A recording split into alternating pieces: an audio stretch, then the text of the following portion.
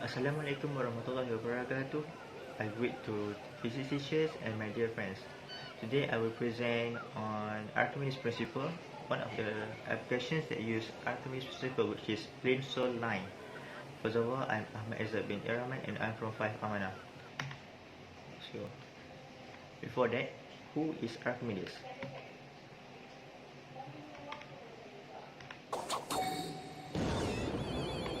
Archimedes is a Greek mathematician, physicist, engineer, inventor, and also an astronomer.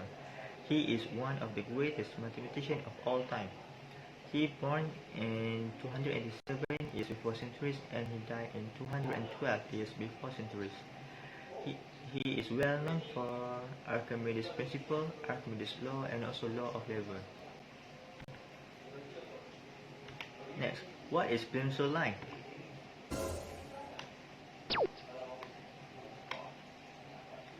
Well, Plimsoll line is a mark, which is a reference mark located on the ship's hull.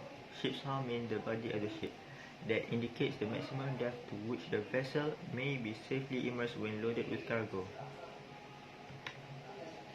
After that, how does Plimsoll line look like? Well, this is the example of Plimsoll line. You see there are 6 layers in the Plimsoll line. First of all, TF, which means tropical freshwater load line. F is for freshwater load line. T stand up for tropical zones load line. S stand up for summer load line. W means winter load line, and WNA, the bottom one, means winter North Atlantic load line. And the AB in the circle means American Bureau of Shipping.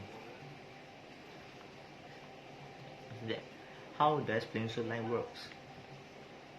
Well, before that, Plimsoll line usually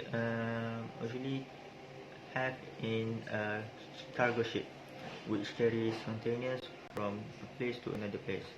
Well, a ship which is very heavy, it floats on the surface of the sea.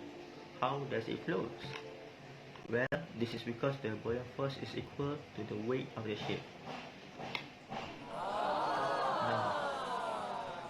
The buoyant force acting on the ship is large enough because the ship is hollow and the volume of water displaced by the ship is sufficiently large.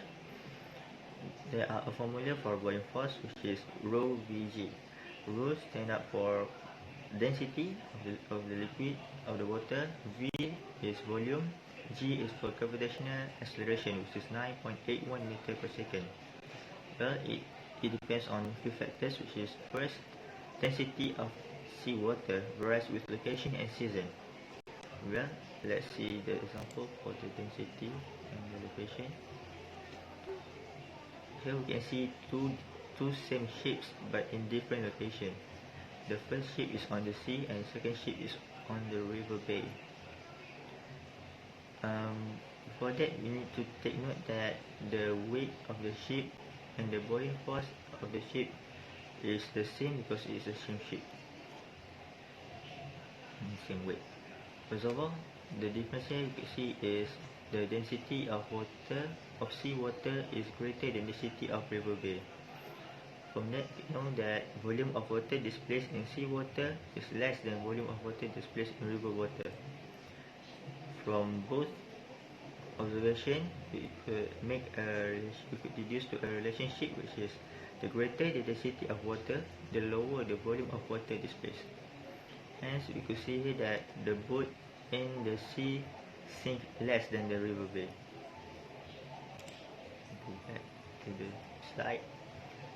Next, Plimsoll line is used to ensure a ship is loaded within safety limits. The Plimsoll line mark on the body of the ship as a guide so that it will not be over limit. Here we go for example of load. There are two same ship but different weight. You can see that ship B is loaded with a lot of container and ship A does not have any container. So we could see that weight of boat B is greater than weight of boat A because it has a lot of container here, and the buoyant force also for B is greater than the buoyant force for boat A, for ship A. from here we could reduce that the greater the volume force, the greater the volume of water displaced. So the volume of water displaced by ship B is less than the volume of water displaced by ship A. So that we can see here that ship B sinks deeper than ship A. Okay.